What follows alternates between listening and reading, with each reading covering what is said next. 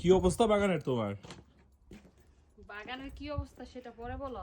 বাসায় কোনো বাজার নাই, ট্রিপ থেকে মাত্র আসছি। ঘরে না ঢুকে আমি বাগান থেকে বাজার করা শুরু করছি। রান্না তো করতে হবো, খাইতে তো হইব না। দারুণ। হ্যাঁ, চারটা লাউ ধরে রইছে। কই? ভাগ্যিস আমরা না থাকা অবস্থায় কেউ এসে চুরি করে নিয়ে যায় নাই। আল্লাহ, আমি তো ভাবছি কেউ চুরি করে নিয়ে যায় কিনা। দেখি তো। ওরে বাবা, মাশাআল্লাহ, ছোট লাউ। এটা তো খাওয়ার যোগ্য হয়ে গেছে। হ্যাঁ, এটাই তো বললাম। আর ওরে খোদা, অনেক বড় একটা লাউ ধরছে তোমার। মাশাআল্লাহ। তবে বাবুরে খাও। দেখি শাকগুলো। চিংড়ি মাছ।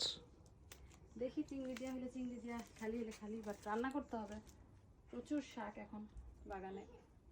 ইয়েস মামা। ওই যে আসছে তোমাকে শাক টোকাইতে হেল্প করতে। Yes mummy. মামি কামিং।